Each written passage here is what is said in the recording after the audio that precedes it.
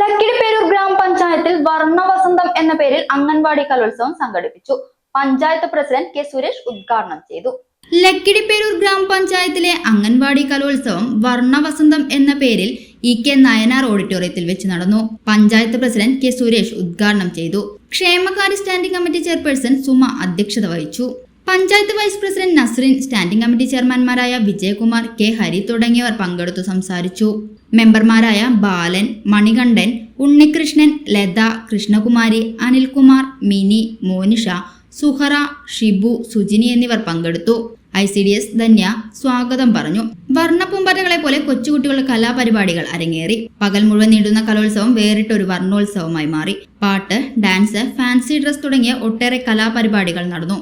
പങ്കെടുത്തവർക്കെല്ലാം ഉപഹാരങ്ങൾ നൽകി.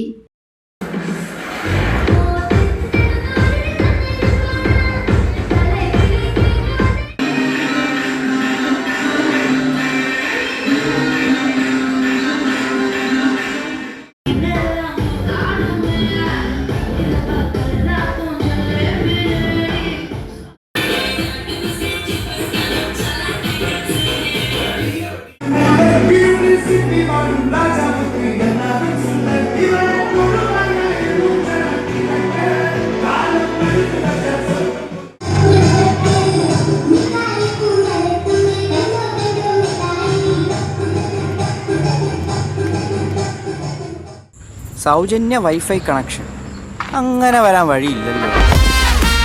Free modem installation ചുമ്മാ. സത്യാടോ, എന്റെ വീട്ടിൽ ഈ കണക്ഷനാ.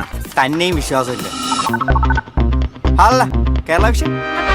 കേരള വിഷനിലേക്ക് സ്വാഗതം. ഇപ്പോൾ വൈഫൈ കണക്ഷൻ എടുക്കാം ഫ്രീ ആയി.